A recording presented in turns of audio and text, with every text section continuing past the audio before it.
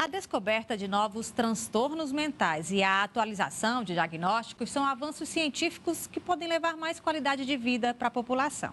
Mas essa realidade reforça a importância da formação continuada dos profissionais da educação. Foi olhando para essa realidade que o professor doutor Orleâncio de Azevedo montou um programa específico com foco na educação da primeira infância. Essa fase em que a velocidade do desenvolvimento é acelerada e os estímulos não podem atrasar.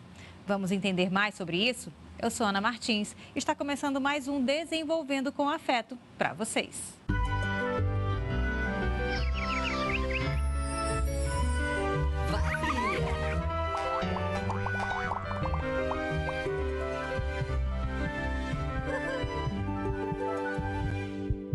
Doutor Orleâncio, seja bem-vindo. Obrigada por aceitar o nosso convite. Muito obrigado a você por ter convidado para a gente discutir uma temática tão bacana e tão atual, né? Conta pra gente qual foi o start para você desenvolver esse programa. Começou quando eu estava no doutorado e a gente desenvolvia um projeto num modelo animal, mas que era voltado para entender um fenômeno na comunidade, que era um quadro de desnutrição e de infecção intestinal que afetava crianças. E aí eu passei a me interessar muito pelas temáticas que envolviam, né, que envolvem a primeira infância. E atualmente eu tenho esse projeto de extensão e o projeto de pesquisa, porque eu entendo que é nessa fase, né, na infância, que a gente consegue endereçar esses transtornos, essas condições. E quanto mais cedo você consegue manejá-los, né, quanto mais cedo você consegue compreender como é que funciona essas condições, melhor a gente consegue clarear alternativas, oferecer possibilidades para as famílias, para as escolas, né, como você bem vai pontuar depois. Pois nessa questão dessa pesquisa, né, da desnutrição, é mais uma coisa voltada para a saúde física. E aí, como foi que deu essa mudança para incluir também a saúde mental? Eu passei a ter uma inquietação muito grande com o que a gente está experimentando hoje nos transtornos do neurodesenvolvimento. E, assim, muito mais, está sendo muito mais evidenciado, às vezes, o profissional, a pessoa que faz ali aquele atendimento multidisciplinar, atendimento voltado, né, à criança, à família, do que a condição, né? Hoje, quando você abre qualquer rede social ou YouTube, por assim, você vai ver que a pessoa, né, que faz ali o manejo, muitas vezes, dessas condições, se traveste de muita autoridade, né? Tem ali, às vezes, uma casuística até interessante, mas a compreensão que ele tem daquele fenômeno, né, dentro daquela casuística, e muitas vezes aquilo não é tão extrapolável para outras casuísticas, num ponto de vista mais amplo, que a pesquisa consegue oferecer. E aí eu passei a me inquietar, né, todo mundo criando muita a fórmula disso. É porque fulano tem o método disso, né? E você não vê só na área da saúde mental. Você vê hoje isso na estética, você vê na odontologia, você vê em muitas outras áreas. Então, passou a me inquietar muito o valor reduzido que era dado às evidências científicas, aos trabalhos, né, seriamente publicados.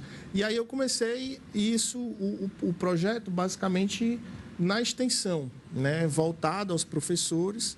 E por que as professoras? Porque hoje, como você deve perceber bem, há uma tendência de que cada vez mais o ensino fique integral, né? Ou seja, você vê a escola pública hoje, a partir do fundamental, o ensino médio é muito voltado ao ensino integral, as escolas privadas têm essa perspectiva. Então, se você colocar em projeção a quantidade de horas de um dia, né, que uma criança tem, uma boa parte dessas horas ela vai estar na escola. Então, é na escola aonde você vai ter ali a apresentação de características, de comportamentos, que muitas vezes podem indicar a presença de condições que precisem de uma atenção maior, que precisem de um manejo, que precisem de uma especificidade que aquela condição exija, né? E aí, é também para aproveitar aquela janela da neuroplasticidade. Exatamente. Isso que você está falando é tão importante porque quando a gente perde ou não respeita, ou quando você tem, por exemplo, algum tipo de dano ou algum tipo de condição que afete nessa fase, né, principalmente até 2 anos. Até 2 anos, a gente tem um período ali que os pesquisadores chamam de 1000 dias críticos. Então, qualquer dano que você produza nesse período, ele pode ser um dano que vai produzir consequências de longo prazo na vida daquele indivíduo. E como é que funciona o curso, esse programa que você desenvolveu? É para todo o corpo docente?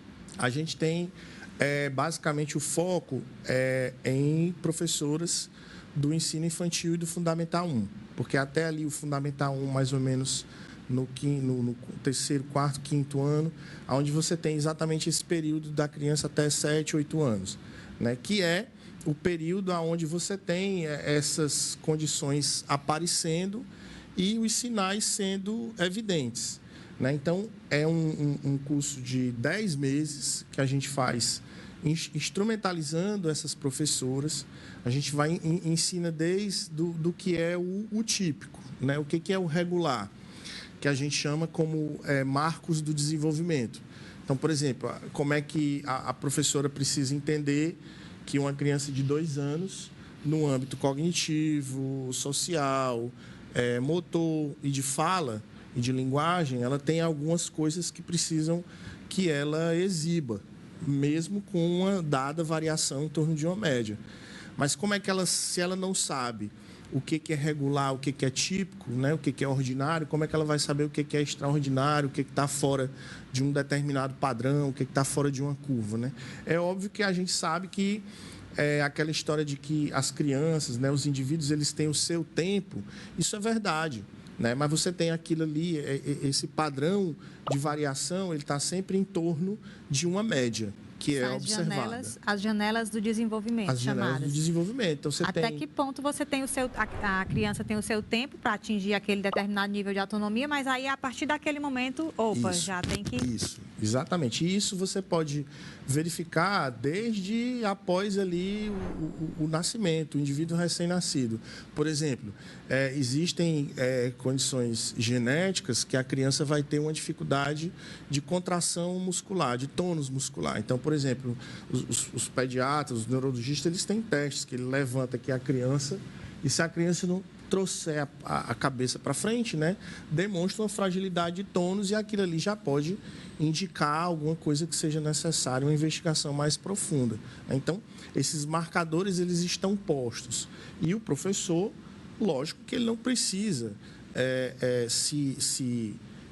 estar envolvido, né, ser corresponsabilizado por um diagnóstico, mas ele é uma figura que, dentre aquela convivência, né, como eu pontuei, de 4 horas, 5 horas, 6 horas, 8 horas, ele pode identificar as características que cada um daquele indivíduo vem apresentando e aquilo ali robustecer, né, a necessidade de uma avaliação, de um acompanhamento. Então, é fundamental. Ok. O que você considera o maior desafio da inclusão? A gente fala muito do autismo, Isso. mas existem outros diagnósticos, muitos outros diagnósticos que precisam também de atenção, né? A palavra inclusão, né, quando ela é dita ou quando ela é tratada, né, de uma maneira muito descontextualizada, às vezes aquilo ali vai ser empurrado goela abaixo de uma professora que muitas vezes ela está com dificuldade para gerir o tempo dela, necessitando ela de fazer um curso complementar, uma formação mais específica, isso vira um desafio, né? Vira um martírio. Então, eu digo muito que não tem muita condição de você cobrar uma professora ou um professor por metodologias inclusivas e deixar na mão dela a responsabilidade de ir atrás, né? Então, a vertente, né, o vetor inclusão é uma coisa muito importante, mas é necessário que você tenha, dentro ali das estruturas de ensino, fomento para que essas professoras tenham condição disso. Então, dito isso, você tem hoje um sem número, né, de transtornos que esses indivíduos apresentam, e para cada um desses transtornos você tem níveis de comprometimento. E dentre esses transtornos e dentre esses níveis, você tem ali os diferentes impactos que isso vai produzir. Então, por exemplo, hoje, nos países desenvolvidos, o que é que você tem? Você tem nas escolas, principalmente de ensino fundamental, salas de aula laboratório, onde os professores, as professoras são expostas a essas crianças com essas situações, e os métodos a serem executados com elas vão sendo desenvolvidos e vão sendo validados e, eventualmente, vão sendo aplicados nas salas regulares. Eles têm também modelos onde você tem a possibilidade, mais ou menos, de adequar crianças em estágios de características de similaridade. Então, por exemplo, você tem uma turma que é muito heterogênea, aquilo ali já vai ser observado para tentar trazer mais ou menos para um padrão mais homogêneo daqueles indivíduos, para que eles estejam, né, numa única sala, onde os métodos vão ser aplicados, são mais voltados para aquela realidade. Então, tem uma série de ferramentas e de métodos que podem ser trabalhados, que podem ser endereçados, para você realmente fazer com que a professora, o professor, tenha a sensação de que realmente agora ele sabe o que... Porque é muito de compartilhamento de experiências, né? E, às vezes, as professoras, as coordenadoras, às vezes até pai ou mãe que vai assistir também, divide com a gente a angústia de não saber o que fazer, né? Você tem ali uma criança que apresentou um determinado comportamento, ela não sabe o que fazer, ninguém disse para ela o que tem que ser feito. E, no fim do dia, quem vai ser cobrado é ela. Você que não percebeu. Não endereçou, não percebeu. Foi omissa. Né? A gente tem a outra face da moeda, é o que você tem em casa. Hoje você tem pais, né, por média, destreinados, por média, né, não vou dizer entrando no mérito, mas por média desatentos, e que ali, eventualmente, com um nível que poderia melhorar muito, de envolvimento com as atividades das crianças e adolescentes nas escolas, né? É importante considerar também que a popularização desses diagnósticos, de alguns diagnósticos que a gente tem hoje, eles são recentes. Eu falo a popularização. Então, nós, pais dessa geração, tá tudo bem a gente não saber, mas eu acho que a partir do momento que o seu instinto diz que ali tem alguma coisa que precisa de atenção, é importante que os pais sigam esse instinto, que os pais investiguem. Na dúvida, é melhor investigar, não é? Ana, você está falando uma coisa que é tão relevante, e falando de pai para mãe e de mãe para mãe, né, com as pessoas que estão assistindo agora, é fundamental que o pai e a mãe não tenha a sensação de fim de mundo diante de um diagnóstico ou diante de um comportamento ali que ele acha que não é adequado. Por que eu digo isso? Porque quanto mais você estiver blindado, né, visualmente falando, né, não querer enxergar a realidade que está ali no seu entorno, mais você pode atrasar ou prejudicar uma eventual ajuda que você possa oferecer. Então, assim, a gente tem uma necessidade de desenvolver pesquisas, de desenvolver dados aqui na população brasileira. Por quê? Porque a gente ainda está muito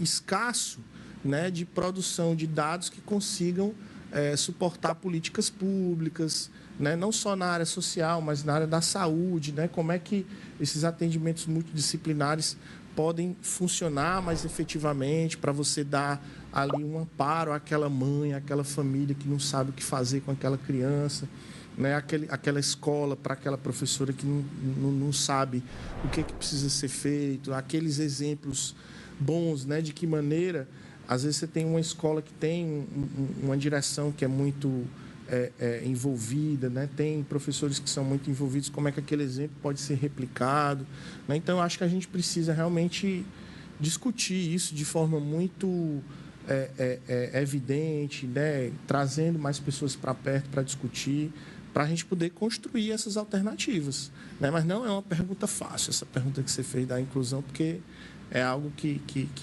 ainda fomenta muita discussão. A gente fala muito do ambiente escolar, e sim, importantíssimo. Mas todos os ambientes coletivos precisam também entender a importância dessa inclusão, a importância do acolhimento. Nós, enquanto sociedade, enquanto seres contexto-dependentes, precisamos entender a importância dessas diferenças. Eu entrevistei uma mãe recentemente, ela falou assim: o nosso superpoder é ninguém ser igual a ninguém. Né? Cada pessoa com as suas características, com as suas individualidades, com as suas necessidades de desenvolvimento também. Doutor, outra coisa, você falou agora, na sua última resposta, que os pais não pensem que é o fim do mundo quando receberem um diagnóstico ou enquanto estiverem investigando algum comportamento ali que caracterize um possível transtorno. Mas eu imagino que é difícil, né? É difícil porque existe toda aquela idealização do filho e aqueles sonhos que a gente acaba projetando nos filhos e tudo mais. E aí, no dia a dia, na sua prática, na sua vivência com essas famílias, como é que é feito também esse preparo para dar o diagnóstico? Muitas famílias chegam e falam assim: eu recebi a notícia da pior maneira, eu recebi a notícia já dizendo que meu filho não ia... Enfim... Como é que no curso, inclusive, há essa preparação, esse cuidado, esse acolhimento para esses pais? O que você está tratando é de um assunto que você tem muita propriedade para perguntar e para discutir, que é a comunicação, né? A forma com que, por exemplo, uma professora se comunica com uma mãe, ou, por exemplo, um profissional de saúde se comunica com um pai ou com a própria criança, é uma coisa tão fundamental quanto é a relação de confiança que o paciente tem no profissional, que o indivíduo tem na pessoa. Então, eu diria que esse é o primeiro ponto, a necessidade de se estruturar, né, uma comunicação adequada, né, uma coisa que eu digo respeitosa, empática, né? Como é que eu gostaria de receber isso? Será que eu gostaria de receber do jeito que eu propus, do jeito que eu disse, né? Então, eu percebo, esse é o primeiro ponto. O segundo uma coisa que eu digo até muito para os meus estudantes que são da medicina, é que você nunca deve ser tão taxativo e tão dono da verdade, né? Não se travestir de uma figura completamente empoderada isso aqui vai ser assim. Não, é você construir, né, com aquela mãe, com aquele pai, ensinar. Muitas vezes, o que eu falei de que não é o fim do mundo é porque tudo aquilo que a gente sabe pouco ou não sabe, geralmente assusta. Parece que é muito fácil, né, eu dizer que a mãe não se desespere, mas ela tem um filho, por exemplo, que não consegue estar sentado normal, ele vira uma cadeira, ele se agride, ele agride o outro, ele tem uma dificuldade de estar com aquela mãe, com aquele pai num ambiente público, né? Mas é muito importante que haja sempre a necessidade do desenvolvimento do afeto, né? E aí o título do seu programa traz Gostei, muito isso. Do desenvolvimento do afeto. Olha, tem uma das coisas que a gente está tratando, investigando, né, é a quantidade de horas que o cuidador passa com a criança. Por quê?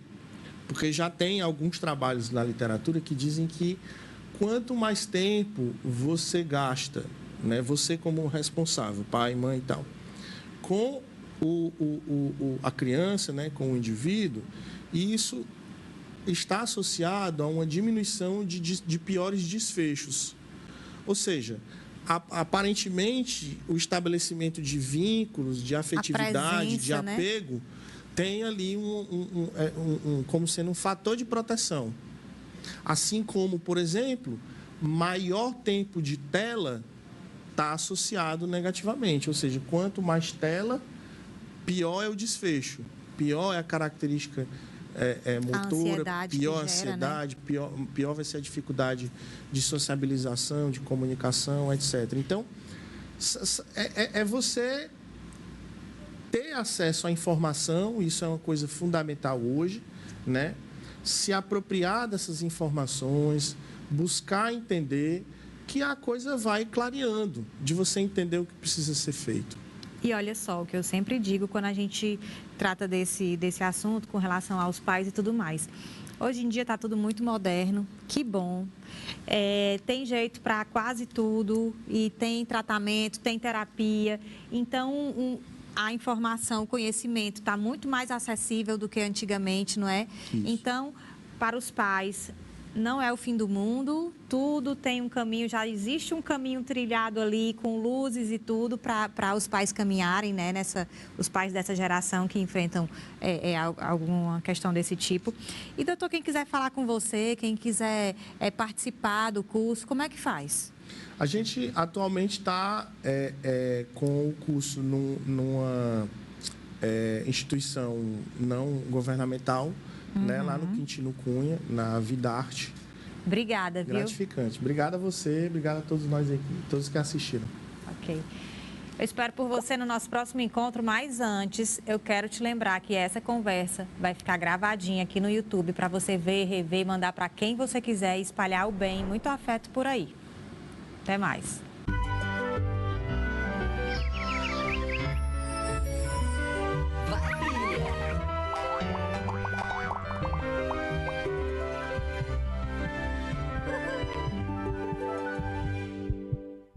Chegou o Ceará de Valores, o programa da Alesse que abre caminhos para o desenvolvimento profissional e humano da juventude cearense. Os jovens irão desenvolver seu potencial e suas habilidades, além de fortalecer sua cidadania e identidade. O Ceará de Valores traz uma grande oportunidade para que os jovens sejam agentes de transformação e inovação na construção de um Ceará mais justo, moderno e inclusivo. Ei, jovem, faça sua inscrição pelo cearadevalores.com.br e participe. Ceará de Valores, o programa da Alesse para a juventude cearense. Que homem buliçoso! Ligação da calha de chuva na caixa da Cagesse é sujeira. Xiii, vai dar ruim. Sabia que a água da chuva na rede de esgoto é a principal causa de transbordamentos nas ruas? Fique sabendo, a água da chuva acumulada na calha deve ir para a boca de lobo que fica na calçada. Esgoto. O trato é ficar ligado. Cagesse e Governo do Ceará.